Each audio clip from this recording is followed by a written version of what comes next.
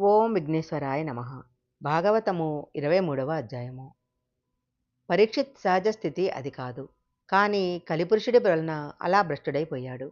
పరీక్షిత్ మహర్షి మెడలో చచ్చిపోయిన పామును వెయ్యటము అక్కడ సమీపంలో ఉన్న మునికుమారులు చూశారు. వాళ్ళు పరిగెత్తుకుంటూ అక్కడికి సమీపంలో కౌశకీ నది ఒడ్డున ఆడుకుంటున్న శమీక మహర్షి కుమారుడైన శృంగి వద్దకు వెళ్ళారు. ఆ పిల్లవాడు మహాతపస్వి.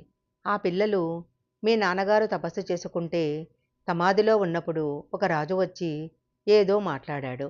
మీ తండ్రి పలకలేదు. అప్పుడు రాజుకు కోపం వచ్చి చచ్చిపోయిన పామును ధనసుతో ఎత్తి మీ నాన్నగారి మెడలో వేసి వెళ్ళిపోయాడు అని చెప్పారు. ఆ మాటలు విన్న శృంగి ఇలా అన్నాడు: నా తండ్రి వంటి తపస్వి ఇక్కడ ఉండటం వలన రాజు క్షేమంగా రాజ్యాన్ని పరిపాలించగలిగాడు అని వెంటనే శాపం ఇవ్వటానికి కౌశకీ నదీ జలాలను చేతిలోకి తీసుకున్నాడు. చేతిలో ధనసు ఉన్నది కదా అని ఆ రాజు చెయ్యకూడని పని చేశాడు. అలాంటి రాజు ఎవరైనా ఉండవచ్చుగాక. వానిని ఈశ్వరుడు అడ్డినా, శ్రీ మహావిష్ణువు అడ్డినా నేటి నుంచి 7వ నాటికి చచ్చి ఊరుకుంటాడు. తక్షకుడు అనే మహాసర్పము కాటు వలన రాజు మరణిస్తాడు అని శపించి నీళ్లు విడిచిపెట్టి తిరిగి ఆశ్రమానికి వచ్చి తండ్రి ముందు పడి ఏడవటం ప్రారంభించాడు. తండ్రికి బాహ్యస్మృతి వచ్చింది. ఎందుకు ఏడుస్తున్నావు అని కుమారుని అడిగాడు. తండ్రి, మీ కంఠమందు మృతసర్పమున్నది అన్నాడు. దానిని తీసి కింద పడవేశాడు. ఎవరు వేశారు అని కుమారుని ప్రశ్నించాడు. నాకు తెలియదు, ఎవరో రాజు వేశాడట. నేటికి 7వ నాటికి ఆ రాజు చచ్చిపోవాలని నేను ఆ రాజును శపించాను అని శృంగి జవాబిచ్చాడు. వెంటనే మహర్షి అన్నాడు: నాయనా, ఎంత పని చేశావు? నువ్వు చేసిన దుష్కర్మ వలన మనకు పాపం సంప్రాప్తిస్తుంది. నువ్వు రాజు మరణించాలని కోరుకున్నావు. కలిపురుషుడు ప్రవేశించిన మనసులు ఇలాగే ఉంటాయి. అపకారియందు కూడా ఔదార్యంతో ధర్మం మాట్లాడతాడు. అలాంటి పరిపాలకుడు ఎక్కడ వస్తాడు మనకు? సమాజము భ్రష్టు పట్టిపోతుంది.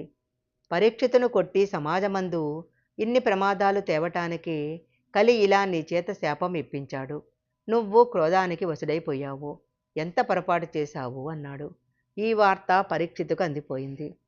ఇంకా 7వ నాటికి శరీరం విడిచిపెట్టేస్తానని, ప్రాయోపవేశం చేస్తానని గంగానది ఒడ్డుకు వెళ్ళి తూర్పు దిక్కుకు కసలు ఉండేలా దర్బలు పరుచుకొని ప్రాయోపవేశం చేసి ఈశ్వరుని యందు మనసు నిలబెట్టాడు.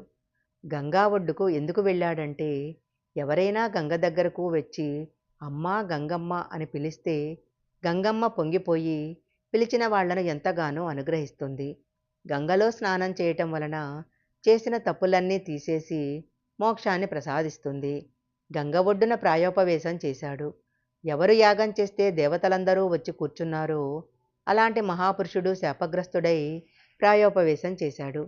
ఈ సన్నివేశం చూడటానికి గౌతముడు, అగస్త్యుడు, విశ్వామిత్రుడు, వశిష్ఠుడు మొదలైన మహర్షులందరూ వచ్చారు.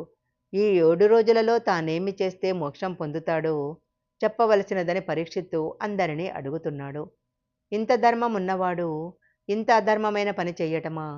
కలికి కొద్ది అవకాశం ఇస్తే అంత ప్రమాదాన్ని తెచ్చేశాడు. కాలాన్ని అతిక్రమించటం ఎవరి తరం కాదు. ఇంతటి స్థితిలో కూడా ఈశ్వరుని పాదాలు పట్టుకున్నవాడు మాత్రము చెక్కు చెదరటం లేదు. ఆ సమయంలో అక్కడికి 16 సంవత్సరాల వయసు గల ఒక ఆయన వచ్చాడు. ఆయన మంచి యవ్వనంలో ఉన్నాడు. నల్లని జుట్టు ముఖం మీద చిందరవందరగా పడిపోయి ఉంది. ఒక కౌపీనం పట్టుకుని ఉన్నాడు. చుట్టూ చిన్నపిల్లలందరూ చేరారు. సూర్యుడు భూమండలం మీద నడుస్తున్నాడా అన్నట్లుగా ఒకరు పిలవకపోయినా ఆవు పాలు పితికే సమయం కంటే ఎక్కువసేపు ఒకచోట నిలబడని శుకుడు తనంతట తాను నడిచి వచ్చి అక్కడ నిలబడ్డాడు. ఆయన తేజస్సు చూసి పొంగిపోయిన పరీక్షిత్, కృష్ణ భగవానుడిని మా వంశమంతా అర్చించినందుకు నేను వెళ్ళిపోతున్న సమయంలో నాకు మార్గం చూపించటానికి గురువుని పంపాడు కృష్ణ పరమాత్మ అని పొంగిపోయాడు. ఆర్ఘ్యపాదార్జులు ఇచ్చి శుకుడి కాళ్ల మీద పడితే కదిలి వెళ్ళిపోవటం అలవాటున్న శుకుడు కూర్చున్నాడు. భాగవతము 23వ అధ్యాయం సంపూర్ణం.